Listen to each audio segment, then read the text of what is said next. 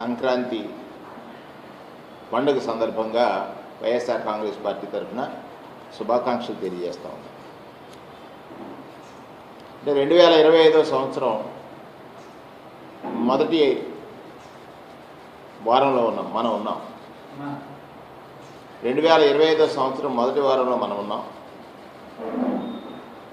ఈ సంవత్సరంలో ఒక ఆశాజనకమైనటువంటి జీవనం గడపాలనుకున్నటువంటి ప్రజలకి ప్రభుత్వం చేసే సహాయం ద్వారా వారి జీవితాలు నిలదొక్కుకోవాలి అనేటువంటి లక్ష్యం ఉన్నటువంటి వారికి నిరాశ మిగిలింది. ఈ నిన్న జరిగినటువంటి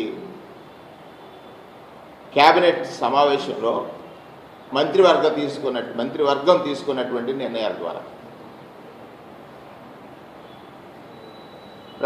ప్రధానంగా ప్రజాస్వామ్యంలో ప్రజలు పాలకుల పట్ల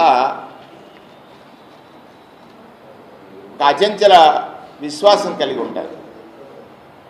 అంటే ఈ దేశానికి స్వాతంత్ర్యం రావడానికి కారణం ఒక రాజకీయ పార్టీ. ఈ దేశంలో పేదరికం నిర్మూలింపబడాలని పలు దఫాల ప్రయత్నాలు చేసినటువంటి సందర్భాల్లో కూడా రాజకీయ పార్టీలు ఉన్నాయి. అంటే రాజకీయ పార్టీల పట్ల, నాయకుల పట్ల ప్రజలకు ఉన్నటువంటి విశ్వాసం, నాయకుడు ఒక మాట చెప్తే నమ్మి ఓటు వేసినటువంటి ప్రజలు, నాయకుడు ఒక మాట చెప్తే నమ్మి ఓటు వేసినటువంటి ప్రజలు ఓటు వేసిన తర్వాత వారికి నాయకుడు ఇచ్చినటువంటి మాట అమలు చేయలేని సందర్భంలో, వారికి నాయకుడు ఇచ్చినటువంటి మాట అమలు చేయని సందర్భంలో ప్రశ్నించలేనటువంటి అతి విశ్వాసం ఈ కూటమి ప్రభుత్వంలో కనపడతా ఉంది. ఈ కూటమి ప్రభుత్వంలో కనపడతా ఉంది. కారణం ఏమిటంటే నేటి ముఖ్యమంత్రి ఎన్నికల ముందు ఎన్డీఏ కూటమిగా కొన్ని వాగ్దానాలు చేశారు. అందులో భారతీయ జనతా పార్టీ ఉంది, జనసేన పార్టీ ఉంది, తెలుగుదేశం పార్టీ ఉంది. కానీ వారు మేనిఫెస్టో సందర్భంలో ముగ్గురు వేదిక మీద ఉన్న ఇద్దరు మాత్రం, జనసేన నాయకుడు పవన్ కళ్యాణ్ గారు, తెలుగుదేశం పార్టీ నాయకుడు చంద్రబాబు నాయుడు గారు ప్రజలకి కొన్ని వాగ్దానాలు చేశారు. మేము అధికారంలోకి వస్తే సూపర్ 6 అమలు చేస్తామని, మేము అధికారంలోకి వస్తే సూపర్ 6 అమలు చేస్తామని చెప్పారు. 6 మాసాలు అయింది. సూపర్ 6 మాట ఎక్కడా కూడా కానరావడం లేదు. అంటే ఇది మోసం కదా? మీ మాటలు విని ప్రజలు ఓట్లు వేస్తే అధికారం చేపట్టిన మీరు ప్రజల్ని అతి ఘోరంగా మోసగించారంటానికి ఇంతకంటే ఉదాహరణ ఏముంది? అధికారంలో రాకముందు నాకు అనుభవం ఉందన్నారు. మీ అనుభవం ఈ రాష్ట్ర ప్రజలకి ఉపయోగపడుతుందని నమ్మారు ప్రజలు. అధికారంలోకి వచ్చిన తర్వాత అసెంబ్లీ సాక్షిగా భయమేస్తుంది అన్నారు. నాకు అనుభవం ఉందనే మాట నమ్మినటువంటి ప్రజలు భయం అనేటువంటి మాట విన్న తర్వాత విస్తుపోయారు. మీరు ఎన్నికల హామీలు ఇచ్చే సమయంలో ఈ రాష్ట్రంలో ఆదాయం ఎంత, అప్పులు ఎంత మీ అనుభవానికి తెలియలేదా, అందలేదా? ఆ రోజు మీరు చేసిన ప్రచారం ఏమిటి? మీరు చేసినటువంటి ప్రచారంలో నాటి పాలకుడు జగన్మోహన్ రెడ్డి గారు ఎవరైతే ప్రభుత్వ సహాయం మీద ఆధారపడి వారి జీవితాలను మార్చుకోవాలని అనుకుంటున్నారో వారి కోసం నవరత్నాలు అనేటువంటి స్కీమ్స్ని ఒక క్యాలెండర్ మాదిరిగా, సంక్షేమం ఒక క్యాలెండర్ మాదిరిగా అందించాడు దేశానికి ఆదర్శంగా. అందులో ఏ వర్గాలు ఏ స్థాయి నుండి వారి జీవితాలు వెలుగులు నిండాలని ప్రయత్నిస్తారో వారికి అందాల్సినటువంటి సహాయం అందించడంలో ఆయన చేసినటువంటి కృషి, దాని మీద మీరు అసత్య ప్రచారాలు చేశారు. ఒక అబద్ధం కదా. జగన్మోహన్ రెడ్డి గారు సంక్షేమం చేస్తుంటే ఈ రాష్ట్రం అప్పుల పాలైపోయింది, దివాలా తీస్తుంది, శ్రీలంకగా మారిపోయింది, సొమాలియా అయిపోయింది. పదే పదే పదే పదే పదే పదే ప్రచారం చేశారు. అంటే నాటి పాలకుడు సంక్షేమం అందించడానికి అప్పు చేస్తే తప్పన్నా, నాటి పాలకుడు సంక్షేమం అందించడానికి అప్పులు చేస్తే తప్పులన్నా చంద్రబాబు నాయుడు గారు ఈ 6 మాసాల కాలంలో 1,19,000 కోట్ల రూపాయలు అప్పులు చేస్తే ఒప్పులు ఎలా అవుతాయో చెప్పాల్సినటువంటి బాధ్యత. ఆనాడు తప్పన్నటువంటి అప్పు తప్పన్నటువంటి చంద్రబాబు నాయుడు గారు ఈరోజు చేస్తున్న అప్పుల మీద ప్రజలకు వివరణ ఇవ్వాల్సినటువంటి అవసరం ఉంది. అంటే మీరు ప్రజలకు ఇచ్చినటువంటి హామీలను ఎగవేయాలనేటువంటి ధోరణిలో జగన్మోహన్ రెడ్డి గారి పాలన మీద విమర్శలే తప్ప పాలన మీద దృష్టి పెట్టలేదు అని అనటానికి ఇది ఒక ఉదాహరణ. మీరు మోసం చేశారు ప్రజల్ని, నా అనుభవంతో సంపదను సృష్టిస్తాను, సంక్షేమం మరింత పెంచుతాను. నాడు జగన్మోహన్ రెడ్డి గారు అమ్మఒడైనటువంటి కార్యక్రమాన్ని చేపడితే తల్లికి వందనం అన్నారు. ఎంతమంది బిడ్డలుంటే అంతమందికి నీకు 15 అనేటువంటి ప్రచారాలు చేయించారు. ఈరోజు ఎందుకు గుర్తు రావడం లేదు? విద్యా సంవత్సరం అయిపోతూ ఉంది. వచ్చే విద్యా సంవత్సరంలో అమలు చేయడానికి కేబినెట్లో చర్చ చేయడం అంటే ఇది నిజంగా ప్రజల్ని మోసగించడమే అనేటువంటి విషయాన్ని సందర్భంగా మనవి చేస్తూ ఉన్నాను. మీకు ప్రజలను మోసగించడానికి భయం లేదు, బెణుకు లేదు, వణుకు లేదు. ఓటు వేసిన తర్వాత ప్రజలు శక్తిహీనులైపోతారని, ప్రజలకు ఏం చెప్పినా దాన్ని అమలు చేయకపోతే అడగలేరని అతి విశ్వాసంతో మీ కళ్ళబొల్లి కబుర్లు, మీ కళ్ళబొల్లి మాటలతోటి ప్రజలను మోసగించారు. ఇది మోసపూరితమైనటువంటి పాలన అనేటువంటి విషయాన్ని కూడా మీ ద్వారా ప్రజల్ని అర్థం చేసుకోమని సందర్భంగా మనవి చేస్తూ ఉన్నాను. వారు చెప్పినటువంటి మాటలే కదా, మేము కొత్తగా అడగట్లేదు. మీరు మేనిఫెస్టోలో ఏదైతే పొందుపరిచారో ఆ అంశాల్ని అధికారం చేపట్టిన మరుక్షణమే అమలు చేస్తామని చెప్పారు. 6 మాసాల పాలన అయింది. పోనీ రాష్ట్రంలో సంపద గురించి మాట్లాడే మీరు అప్పుల ఊబిలో ఈ రాష్ట్రాన్ని మళ్ళీ నెట్టడానికి 1,19,000 కోట్ల రూపాయల అప్పులు చేసి కనీస సంక్షేమాన్ని అమలు చేయకుండా కేవలం కక్ష సాధింపు, కుట్రలు కుతంత్రాలతోటి, మోసాలతోటి పాలన సాగించవచ్చు అనేటువంటి ఒక అతి విశ్వాసం మీరు కనపరుస్తున్నారనేటువంటి మాట సందర్భంగా మనవి చేస్తూ ఉన్నాను.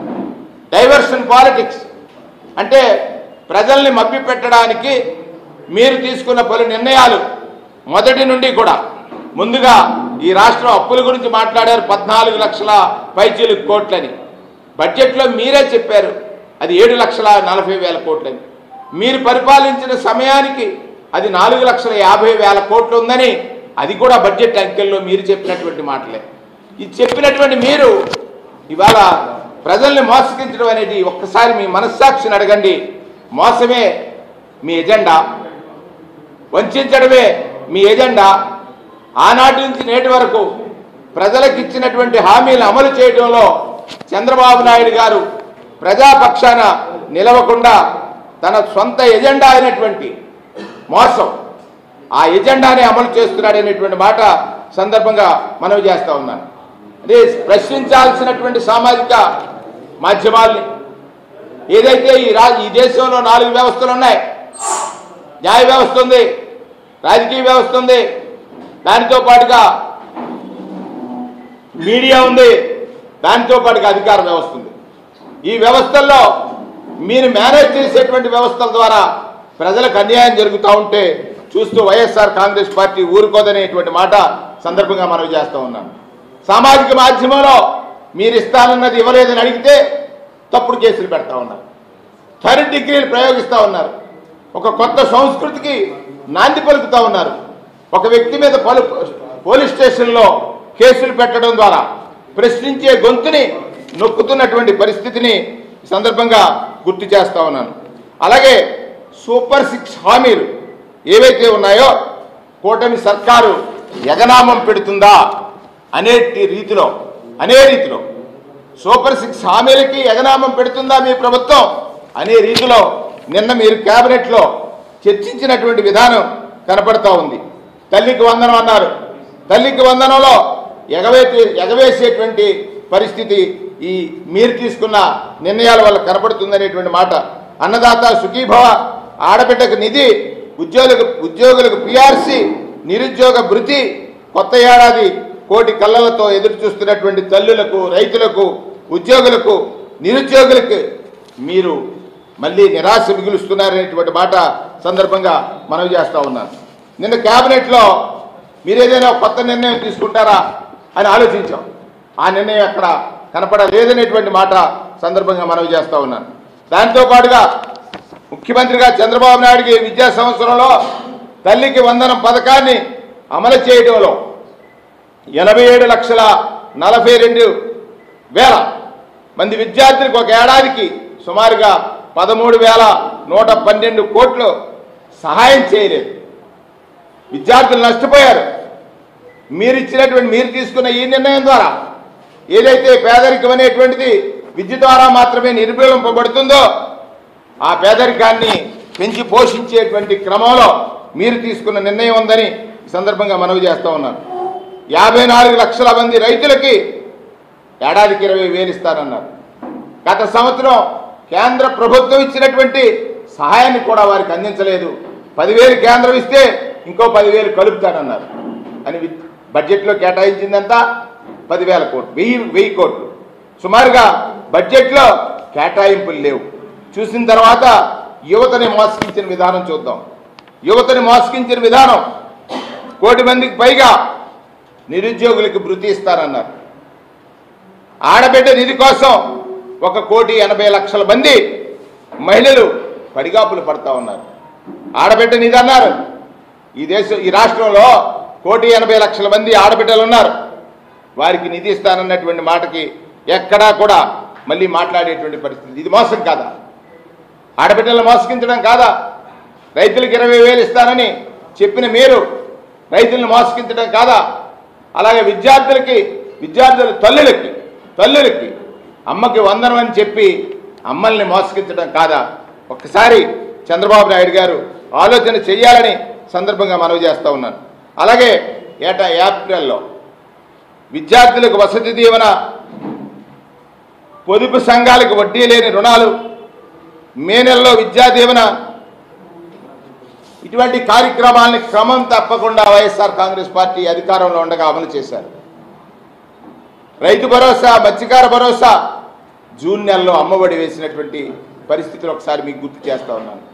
విద్యా కారికి కానీ, వాహన మిత్ర కానీ, కాపు నేస్తం కానీ, చిరు వ్యాపారులకు జగనన్న తోడు కానీ, ఆగస్టులో విద్యా దీవెన కానీ, నేతన్న నేస్తం కానీ, నేతన్నలను వదిలేశారు. సెప్టెంబర్లో చేయూత కానీ, అక్టోబర్లో రైతు భరోసా కానీ, నవంబర్లో విద్యా దీవెన కానీ, రైతులకు 0 వడ్డీకి రుణాలు ఇచ్చేటువంటి కార్యక్రమం కానీ, ఈబీసీ నేస్తం కానీ, ఇవన్నీ కూడా గాలికి వదిలేరు. ఈ వర్గాల్ని మీరు మోసగించినట్టు కాదా అని సందర్భంగా నేను ప్రశ్నిస్తూ ఉన్నాను. అమ్మఒడి ఆగిపోయింది. తల్లికి వందనం ఇక లేదు. పేదల చదువులకి ధనం అడ్డు కాకూడదని ఆ రోజు అమ్మఒడి కార్యక్రమాన్ని జగన్మోహన్ రెడ్డి గారు ప్రవేశపెట్టారు. 1వ తరగతి నుంచి ఇంటర్మీడియట్ వరకు పిల్లల పాఠశాలలకు, కాలేజీలకు పంపిన తల్లులకు 15,000 రూపాయలు క్రమం తప్పకుండా సుమారుగా ప్రతి తల్లి ఖాతాలో 26,000 కోట్ల రూపాయలని జమ చేసినటువంటి గత ప్రభుత్వం 73,000 కోట్ల రూపాయలు విద్యానిధి, నాడు నేడు విద్యా వ్యాప్తి కోసం ఖర్చు చేసిన విధానాన్ని కూడా సందర్భంగా మనవి చేస్తూ ఉన్నాను. ఇది చంద్రబాబు నాయుడు గారు ఆలోచించాల. ఇవాళ మీరు చెప్పిన మాటలు విని తల్లికి వందనం వస్తుందని పిల్లల చదువుల కోసం అప్పులు చేసిన తల్లులు తల్లడిల్లుతున్న తీరు గ్రామాల్లో తిరుగుతుంటే తెలుస్తుంది. ప్రభుత్వం ఆనాడు జగన్మోహన్ రెడ్డి గారు అమ్మఒడిస్తే దానికి అదనంగా ఇంకా చంద్రబాబు నాయుడు గారు ఎంతమంది పిల్లలు ఉంటే అంతమంది పిల్లలకి తల్లికి వందనం ఇస్తానన్నాడు. నా పిల్లల చదువుల కోసం నేను వెనక్కి చూడక్కర్లేదు అనుకున్నటువంటి తల్లులు అప్పుల పాలై తల్లడిల్లిపోతున్నారనేటువంటి ఒక వాస్తవ విషయాన్ని మీడియా ద్వారా ప్రభుత్వానికి గుర్తు చేస్తున్నటువంటి మాట సందర్భంగా మనవి చేస్తూ ఉన్నాను. అలాగే రైతుల అప్పుల పాలు కాకూడదని మొన్ననే చూసాం మనం. రైతుల ఆత్మహత్యలు, రైతుల అప్పులు కాకూడదని పెట్టుబడి సహాయాన్ని అందించి దేశానికి ఆదర్శం అయ్యాడు జగన్మోహన్ రెడ్డి గారు. అప్పులకు వడ్డీలు, అధిక వడ్డీలు చెల్లించి రుణగ్రస్తులైనటువంటి రైతులు తల్లడీల ఆత్మహత్యలు పాల్పడేటువంటి దుస్థితి నుండి వారి రక్షణ కోసం వారందరికీ కూడా రైతు భరోసా అనేటువంటి కార్యక్రమాన్ని అమలు చేశారు. మీరు 20 వేస్తానన్నారు, ఇచ్చారా? లేదే. కేంద్రం నుంచి వచ్చేటువంటి నిధులు కూడా వారి ఖాతాలకు జమ చేయలేదే. ఆలోచించండి, ఇది రైతులను మోసగించడం కాదా అనేటువంటి మాట సందర్భంగా మనవి చేస్తూ ఉన్నాను. అలాగే ఆలోచన చేసినట్లయితే అన్నదాత సుఖీభవ అని పేరు పెట్టారు, పేరు మార్చారు. అన్నదాత సుఖీభవ అని పేరు మార్చారు. 10,000 కోట్లు రైతులకు ఇవ్వాల్సి ఉంటే 1000 కోట్లే మీరు బడ్జెట్లో చూపించినటువంటి పరిస్థితి ఉంది.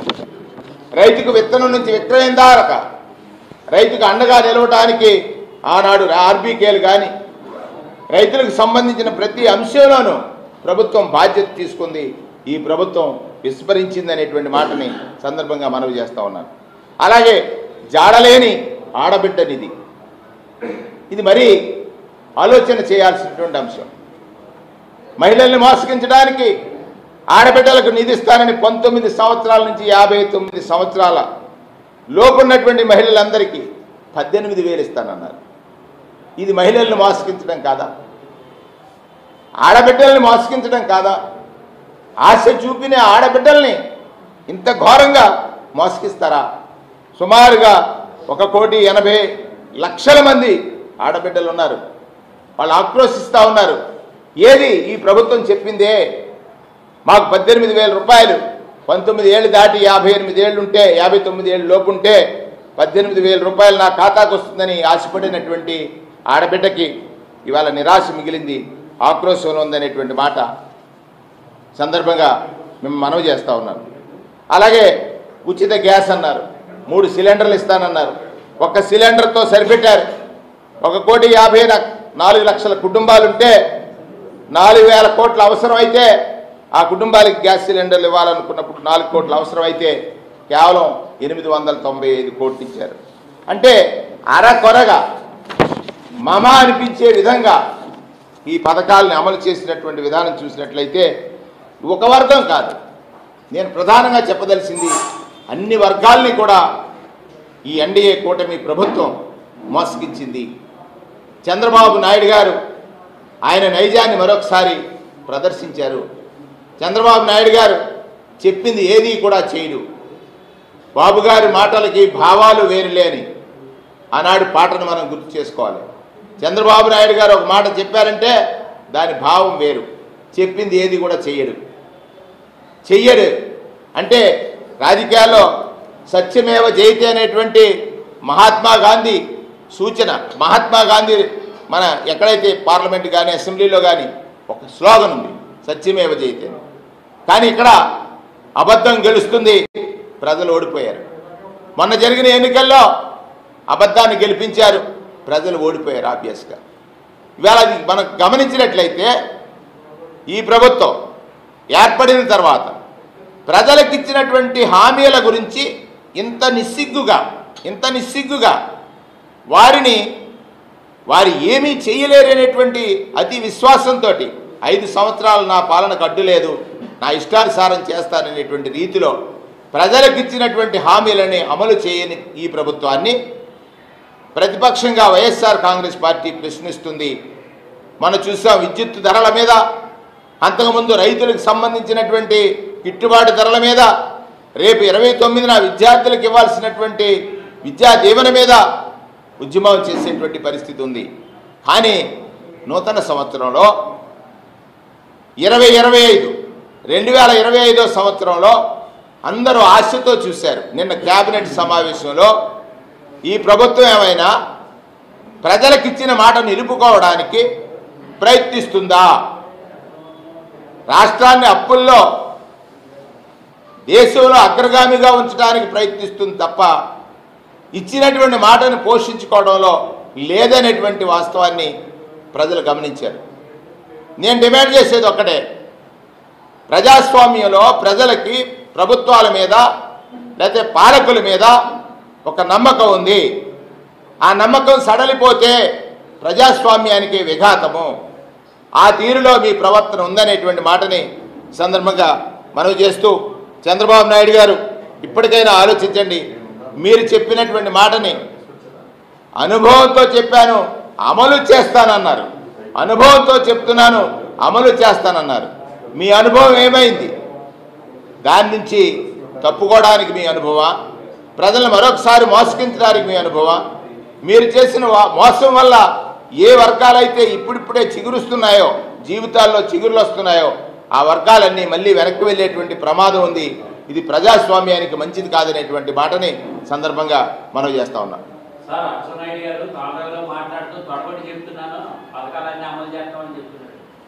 ఏమన్నారు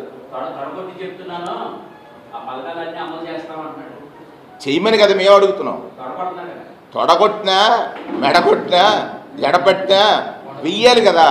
పథకాలు అమలు చేయట్లేదు కాబట్టి అడుగుతున్నాం. మేము అమలు చేయట్లేదని మీరు నేను సాక్ష్యం. అమలు చేయని దానికి పత్రికల సాక్ష్యం, ప్రతిపక్షాలు కాకుండా ప్రజలు కూడా సాక్ష్యం. ప్రజల సాక్ష్యంగా ఉన్నటువంటి దీనికి తొడగొట్టుకోవాల్సినటువంటి అవసరం ఉంది. అమలు చేస్తే ఆనందిస్తాం, అభినందిస్తాం. ఏమంటే అభినందిస్తాం కూడా, ఆనందమే కాదు అభినందన కూడా చేస్తాం. ఇది ఏమిటంటే ప్రజల్ని డైవర్ట్ చేయడానికి చూసాం కదా. ఈ 6 మాసాలు కేవలం డైవర్షన్ పాలిటిక్స్ జరిగింది. నిన్న ఏదైనా ఒక మంచి నిర్ణయం తీసుకుంటారేమో, ప్రజలకు మంచి జరుగుతుందేమని ఎదురు చూస్తాం. నిన్న క్యాబినెట్లో అది నిరాశ మిగిల్చింది. నిరాశ మిగిల్చినటువంటి తరుణంలో ఈ పాత్రికేయ సమావేశం పెట్టి ప్రజలకు వాస్తవాలు చెప్పాల్సినటువంటి అవసరం ఉందనేటువంటిది నా ఉద్దేశం. దానికోసమే ఈ పాత్రికేయ సమావేశం నిర్వహించారు.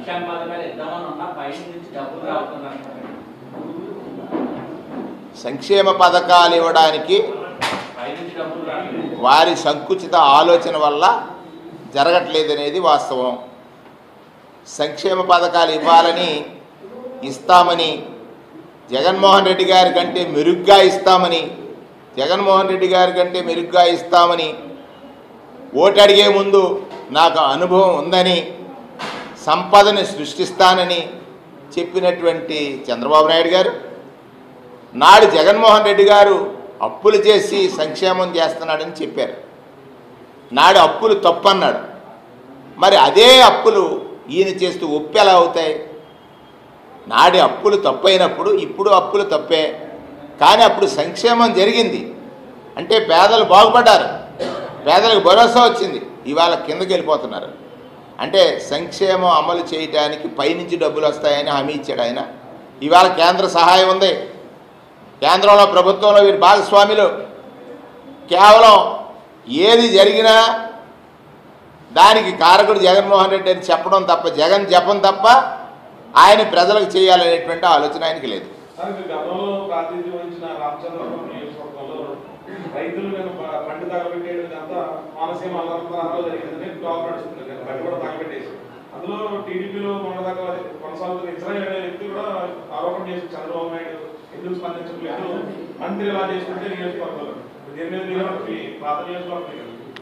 నేను ఇక్కడ స్పందించడం అంత కరెక్ట్ కాదు. కానీ అది ఆ పార్టీలో ఉన్న అంతర్గత విషయం. తెలుగుదేశం పార్టీలో అంతర్గతంగా వారికి ఉన్నటువంటి విభేదాలా లేకపోతే స్నేహాలా లేకపోతే బంధాలా వాటికి సంబంధించింది తెలుగుదేశం పార్టీయే పరిష్కరించాలి. దాన్ని సంస్కృతి ఎక్కడికి వచ్చిందనేది మీరు మీడియా ద్వారా ఇప్పుడు నాకు చెప్పారు. అది తెలుసుకోవాల్సినటువంటి అవసరం ఉంది. ఎందుకంటే ఆ సంస్కృతి ఎక్కడి నుంచి ఎక్కడికి వచ్చిందనేది ప్రజలు మాట్లాడుకుంటారు.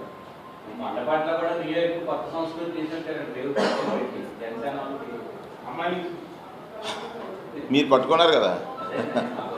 ఇప్పుడు అదే అంటాను నేను, 4 వ్యవస్థలు పటిష్టంగా పనిచేస్తే ప్రజాస్వామ్యం బాగుంటుంది.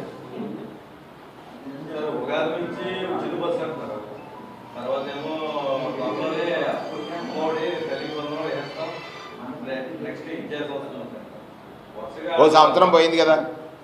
అంటే ఈ సంవత్సరం 13,000 పైచిలుకు కోట్లు తల్లికి వందనానికి ఇవ్వాల్సినటువంటి డబ్బులు ఇవ్వలేదు. ఈ 13,000 కోట్లు వస్తాయని ఆశపడ్డ తల్లులు పిల్లల్ని చదివిస్తున్న క్రమంలో ఆ వస్తాయనేటువంటి హోప్తో చేసిన అప్పుల మీద వడ్డీలు, కానీ తల్లులకి నష్టం కదా. ఏం మరి అది ఆ పెన్షన్ ఇవ్వడానికి కల్పించారు, అమ్మలు అడగలేరని ఎగనామం పెడుతున్నారు, అంతే కదా. ఇప్పుడు కొత్త ప్రెసిడెంట్ అది పెన్షన్ ఖచ్చితంగా ఇప్పుడు తల్లికి వందనం అనేటువంటి కార్యక్రమం ఆయన 5 సంవత్సరాలు అమలు చేయాలి. 5 సంవత్సరాలు ఆ తల్లి ఖాతాల్లో ఎంతమంది పిల్లలు ఉంటే ఎంతమంది పిల్లలు చదువుకుంటే అంతమంది పిల్లలకి ఇవ్వాలి. మోసం అనుకున్నప్పుడు ఆయన ఇవ్వలేనప్పుడు మోసం చేశాడని మనం చెప్పాల్సినటువంటి అవసరం.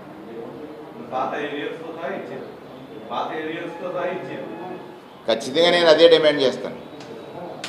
ఈ సంవత్సరం తల్లికి వందనంలో నష్టపోయిన తల్లుల ఖాతాలో 2 సంవత్సరాలు చేస్తారేమో చూడాలి.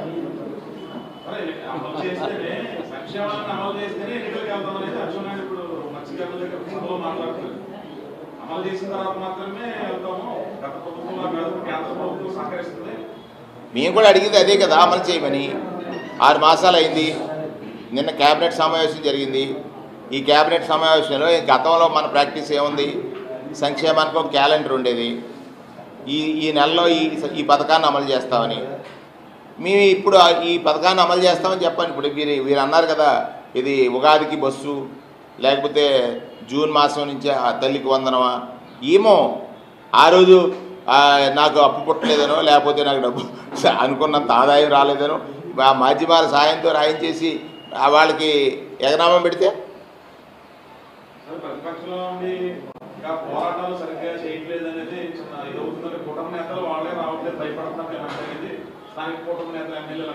దేనికి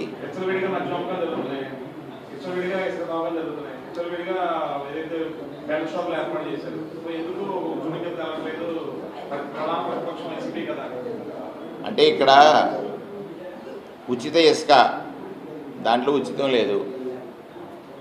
ఉచిత ఇసుక పేరుతో తన వర్గీయులక లేకపోతే తన శాసన సభ్యులక తెలుగుదేశం పార్టీ కేడర్గా మీరు నిష్పక్షపాత వ్యవస్థగా ఉండి ఎవరెవరో ఏది చేస్తున్నారో మీకు తెలుసు. దాన్ని వెలికి తీయండి. మేము మాట్లాడతాం, మేము డిమాండ్ చేస్తున్నాం. ఉచితంగా ఇసుక ఇవ్వట్లేదు అనేది మా డిమాండ్. దానికి ఏదో రకరకాల ధరలు నిర్ణయిస్తారు. నిర్ణయించిన ధరలకు ఎక్కడైనా ఇసుక అమ్మినటువంటి దాఖలాలు ఉన్నాయా? లేవే. ఎవరికి దీనిలో వాటాలు ఉన్నాయని అన్నప్పుడు ఇవాళ అధికార పక్షంలో ఉన్నటువంటి వారికి ఉన్నాయనేటువంటిది నిర్వివాదాంశం. అలాగే మీరు బెల్ట్ షాప్ పట్టుకొని చూద్దాం అన్నారు. విచ్చలవిడిగా బెల్ట్ షాపులు ఉన్నాయి. అంటే మద్యం విక్రయాలన్నారు. ఆ బెల్ట్ షాప్ దొరికి బెల్ట్ తీస్తానన్నారు. బెల్ట్ ఉందో లేదో చూడండి. ఈ బెల్ట్ చూపించండి, ఆ బెల్ట్ తీస్తారో లేదో అడగండి.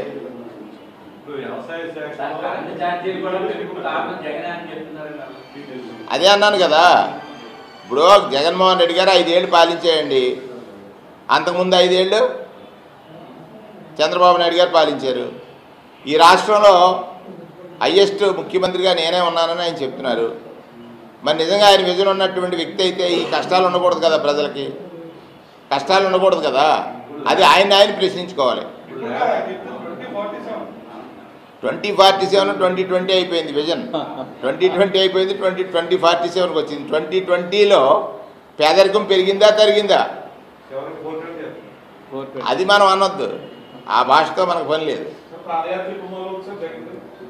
అది చెప్తారు కదా వాళ్ళు తొందరపడతారు. ల్యాండ్ టైటిలింగ్ యాక్ట్ కి సంబంధించి రద్దు చేశారు వెంటనే రాగానే ల్యాండ్ టైటిలింగ్ యాక్ట్.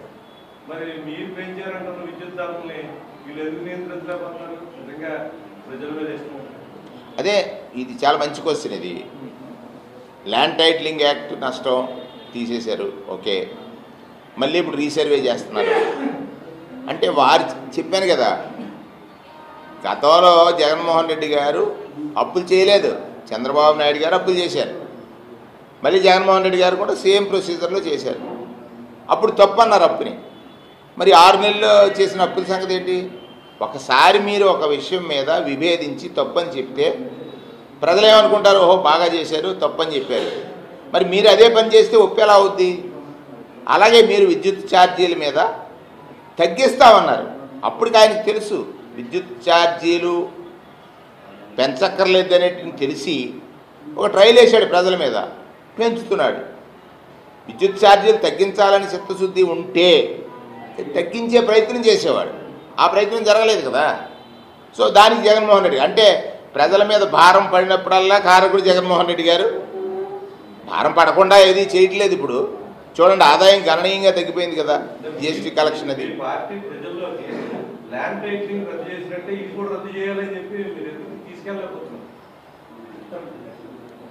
మేము 6 మాసాలు అయిన తర్వాత ఇక నుంచి జనవరి ఆర్ ఫిబ్రవరి నుంచి మా నాయకుడు ప్రజల్లోకి వచ్చిన తర్వాత మీరు చూదురు కానీ అన్నీ ఎందుకు తింటా రుచి ఎందుకు, తినబోతూ రుచి ఎందుకు, సారీ తింటా కాదు తినబోతూ రుచి ఎందుకు అన్నట్టు. వ్యవసాయ శాఖ మంత్రి పేజీలో పెద్ద ఎత్తున అభివృద్ధి చేస్తున్నారు.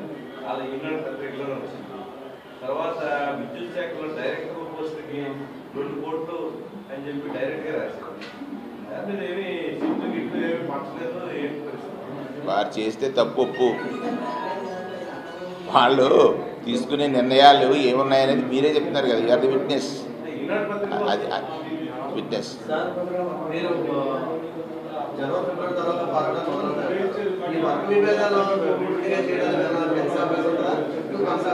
దేనికి